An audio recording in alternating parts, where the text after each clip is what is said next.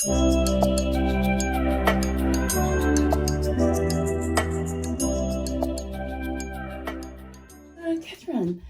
you're a working and breastfeeding mum. I am. How old was the baby when you started back at work? I first started working when she was 10 months old part-time. Yeah. So I put her in daycare for short days. And in terms of my breastfeeding, I used to feed her before and after. There was a period where the daycare wanted me to pump so they could feed her a bottle before she went to bed, but it just never kind of stuck with me. Yeah. So, yeah. And so before you started working, did you think, how was this all going to happen? Did you think of maybe pumping and storing, or did you think you were going to go and feed her every time she needed to be fed or things like that? What was that like the logistics of it all? Thinking about how to do it. Yeah.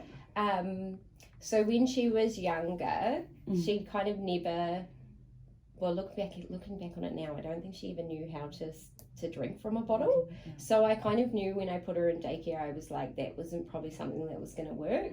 So I kind of just went along with what worked with her. And when I was with her, she would feed during the day. But when she was at daycare, she just kind of sorted her. She just was fine without it.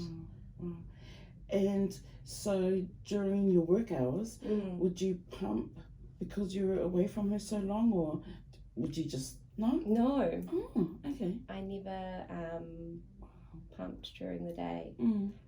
Yeah. And are you still breastfeeding? She's 2, and I still breastfeed her. Wow. Yeah. Wow. And is it because so she's eating and feeding? Yep. So you come to work, you feed her before you go to work, and then when you get home? Yeah, so I feed her when she asks for it when I'm with her during the day, and I feed her at night, definitely. I feed her to sleep, and I will feed her in the morning. I feed her more when she's sick, and I feed her less when she won't ask for it as much when she's not sick. But yeah. I just do what works for her. Yeah, that's great. And how has that worked for you? Like, how do you feel with regards to just your breastfeeding journey? I felt like, because she's 2.5, I feel like there's sometimes pressure for me to stop, but I am just going to let her feed until she weans herself. And you know, when you say, you know, pressure to stop, is it from others or peers or people just saying, oh, do you think she's too old to feed? Like, do you get that a lot? I think just a general perspective of like immediate family, or the fact that I've left her overnight and they're like, she's fine without it. But I think it's not about being fine without it. It's still okay to feed her, and it's normal, and that's okay. Yeah. So yeah. And with regards to bond and stuff, do you find that you feel a lot closer with her, or she with you, because of the breastfeeding?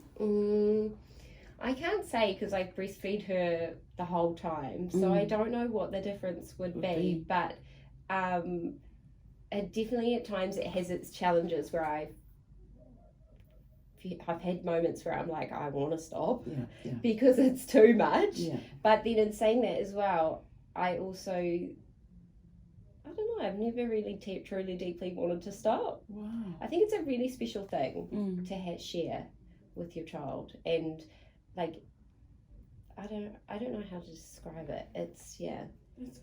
And Catherine, you know, growing up and now that you're a mother, did you think about breastfeeding, or did you know you were going to breastfeed, or did you see a lot of breastfeeding growing up, or how did that eventuate, like becoming a mum and then thinking, what am I going to do with feeding, or did you just know you were going to do it?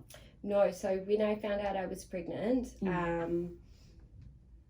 I'd had a friend who already recently had a baby, and she was breastfeeding, and I kind of knew that I would have to learn how to breastfeed before I had my child. So I went to a breastfeeding class run through the hospital, and then I went to the birthing unit, and I knew I was going to be alone a lot on my own when I went home with her. And so every time I latched her, I asked for help from the midwives at the birthing unit. Mm-hmm. And I don't know, it just kind of, it didn't work for me. I had a lot of challenges, like I had an inverted nipple on one side, so we had to work through that. Mm. And then, we just kind of like made it work eventually. It was very difficult in the start, but then I don't know, I just used it for everything, and it just kind of went from there. Like, I still do use breastfeeding for everything when my daughter is really, really upset, or if she's overwhelmed, or if she's feeling like really, really overstimulated. Like, I know that I could just breastfeed her and she will just kind of work itself out, and it will help. That's amazing. So yeah, breastfeeding was never something that was like I must do, but it was something that I definitely worked hard at to make work. Yeah, to make work. And then from making it work to how it just worked, progressed. Like it progressed and stuff. Were you amazed how easy it was to breastfeed and stuff? I think after you got the hang of, you got the hang of it. Yeah. So I think what happened throughout my journey was that I didn't want to stop breastfeeding her. And I kind of just like, I don't know how to describe it. It's like, I don't know, I just made it, I just went with it. And then I just like, I think, this is my very personal opinion, but I know with my breastfeeding journey, for example, like, I just never ever got stressed about how much she latched and how much milk she wanted to drink. And I never felt stressed about how often she fed, or how long she would feed, or what it was like, or how much she woke up overnight, or if I was feeding her to sleep, or if she was fussy, I would just latch her all the time. And there was not anything that really stopped me from doing that. So you didn't have a book per se, and you'd written down every time you'd fed, or what time she fed, how long she fed? No. You just went with it? Wow. Yeah. It's beautiful. Because I think that's too hard. Yeah. Well, actually, in the start, when I first took her home, I had this app, and I used to like time left and right, and then eventually that caused me anxiety, so I just got rid of it, and I just used to feed her all the time, whenever she wanted. I didn't mind. That's amazing. And do you think if more mothers did that, the breastfeeding journey would be a lot easier? Like, like you've just picked up on it, that having the app caused a bit of anxiety, but then when you just let go of it and you just do what you do, it just naturally progresses and it just gets better. You don't have to worry about, that's awesome. Amazing. I think so. I think too, like, I think there's a lot of pressure for it to fit in a box. And for things to be a particular way. So there is a lot of pressure for babies to sleep through the night, and to not be feeding to sleep, and to not be latching as often as they do, and to not be feeding for as long as they do. And I think there's a lot of pressure for babies not to be babies. And I think that was the one thing she taught me a lot, was that this is normal infant behavior and that's okay.